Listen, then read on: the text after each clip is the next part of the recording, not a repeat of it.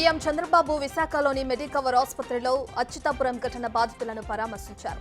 మరికొద్దిసేపట్లో ఫ్యాక్టరీకి వెళ్లి పరిశీలించనున్నారు. గత ప్రభుత్వం వ్యవస్థలన్నింటినీ నాశనం చేసిందని మండిపడ్డారు. ఇప్పటికే ఈ ప్రమాదంపై ఉన్నత స్థాయి విచారణకు ముఖ్యమంత్రి ఆదేశించారు.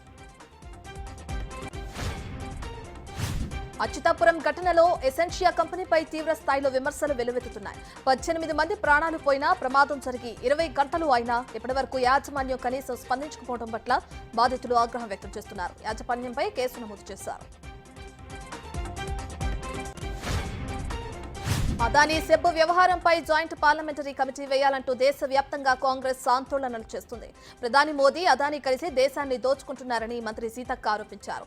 కాంగ్రెస్ గొంతు నొక్కే ప్రయత్నాలు చేస్తున్నారని మండిపడ్డారు.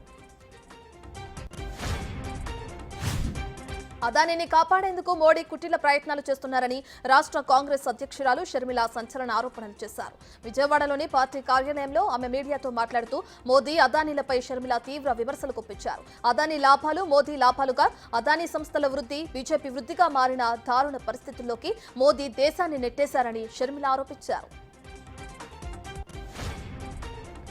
ఎమ్మెల్సీ కవిత మరోసారి అస్వస్థతకు గురయ్యారు. కాసేపటి క్రితమే ఢిల్లీ ఎయిమ్స్ లో వైద్య పరీక్షలు నిర్వహించారు.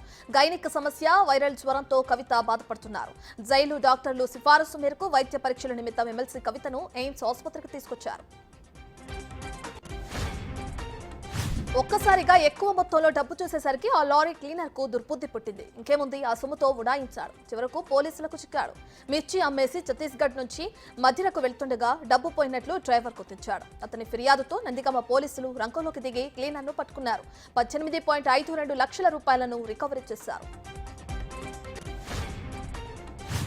కోల్కతా ఘటనపై సుప్రీంకోర్టులో మరోసారి విచారణ చేపట్టింది. కొన్ని రోజులుగా ఆందోళన చేస్తున్న వైద్యులంతా తక్షణమే విధుల్లో చేరాలని ఉన్నత న్యాయస్థానం సూచించింది.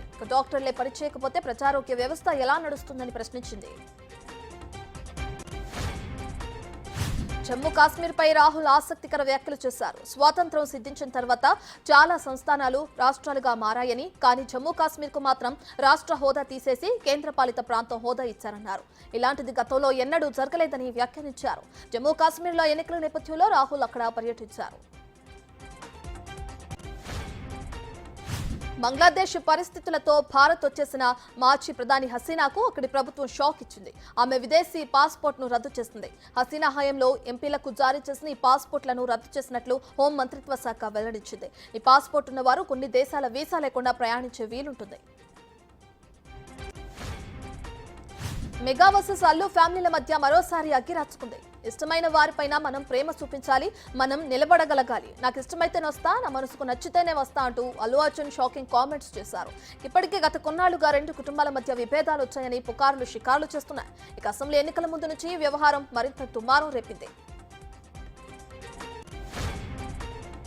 ఎప్పుడెప్పుడా అని ఎదురుచూస్తున్న మెగా అభిమానులకు Vishwambhara movie team good news చెప్పింది. చిరంజీవి నటించిన విశ్వంభర మూవీ పోస్టర్ ను రిలీజ్ చేశారు. ఇక ఇవాళ చిరంజీవి పుట్టినరోజు సందర్భంగా పోస్టర్ ను రిలీజ్ చేసింది చిత్ర యూనిట్. వచ్చే ఏడాది సంక్రాంతి కానుకగా విశ్వంభర మూవీ ప్రేక్షకుల ముందుకు రానుంది.